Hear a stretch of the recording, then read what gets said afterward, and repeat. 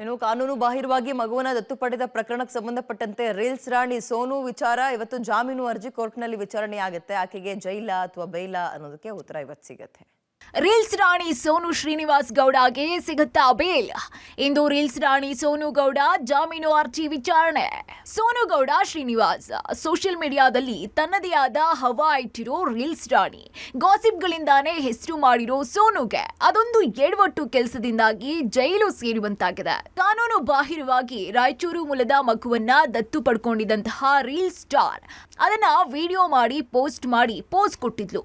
Social ಮೀಡಿಯಾದಲ್ಲಿ video ನೋಡಿದಂತಹ ಜಿಲ್ಲಾ ಮಕ್ಕಳ ರಕ್ಷಣಾ ಅಧಿಕಾರಿಗಳು ಬೆಂಗಳೂರಿನ ಬ್ಯಾಡರಳ್ಳಿ ಪೊಲೀಸರಿಗೆ ದೂರನ್ನ ಕೊಟ್ಟಿದ್ರು.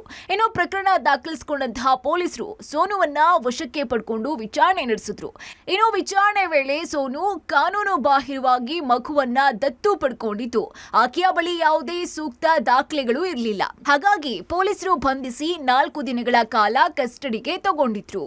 ಇನ್ನು ವಿಚಾರಣೆ ವೇಳೆ ಸೋನು ಆ ಮಗುವಿನ ಪೋಷಕರಿಗೆ ರೀಲ್ಸ್ನಿಂದ ಬಂದ ಹಣದಲ್ಲಿ ಸ್ವಲ್ಪ ಕೊಡೋದಾಗಿ ಹೇಳಿ ಮಗುವನ್ನ ಅಕ್ರಮವಾಗಿ ಜೊತೆಗೆ ಇಟ್ಕೊಂಡಿದ್ಲು. ನಂತರ ಮಗುವಿನ ಊರಾದಂತಹ ರಾಯಚೂರಿಗೂ ಕರ್ಕೊಂಡು ಹೋಗಿದ್ಲು. ಇನ್ನು ಈ ವೇಳೆ ಸೋನುವನ್ನ ನೋಡಿದಂತಹ ಸ್ಥಳೀಯರು ಗರಂ ಆಗಿದ್ರು.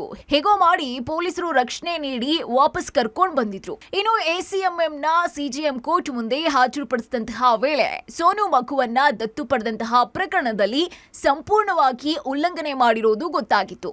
ಇದೇ ಹಿನ್ನೆಲೆಯಲ್ಲಿ ಸೋನು ಶ್ರೀನಿವಾಸ್ ಗೌಡಳನ್ನ ಪರಪ್ಪನ ಅಗ್ರಹಾರ ಜೈಲ್ಗೆ ಕಳುಹಿಸಲಾಗಿತ್ತು.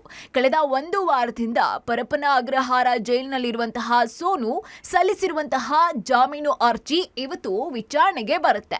ಮಧ್ಯಾಹ್ನದ ನಂತರ ಅರ್ಜಿ ವಿಚಾರಣೆಗೆ ಬರಲಿದ್ದು ಜೆಜೆ ಆಕ್ಟ್ ಅಡಿ ಕೇಸ್ ದಾಖಲು ಮಾಡಿರೋದ್ರಿಂದ ಜಾಮೀನು ಸಿಗೋದು ಡೌಟ್ ಅಂತ ಹೇಳಲಾಗ್ತಿದೆ. ಆದ್ರೆ ಪರ ವಕೀಲರು ಜಾಮೀನು ಸಿಗುವ ಭರವಸೆಯನ್ನ ವ್ಯಕ್ತಪಡಿಸಿದ್ದು ರೀಲ್ಸ್ ರಾಣಿಗೆ ಕೋರ್ಟ್ ಇವತ್ತು ಜಾಮೀನು ನೀಡಿ ರಿಲೀಸ್ ಮಾಡುವ ಭಾಗ್ಯ ಕರುಣಿಸುತ್ತಾ ಅಥವಾ ಮತ್ತಷ್ಟು ದಿನ ಜೈಲು ಹಕ್ಕಿಯಾಗಿಯೇ ಉಳಿಬೇಕಾಗುತ್ತಾ ಕಾದು ನೋಡಬೇಕಾಗಿದೆ.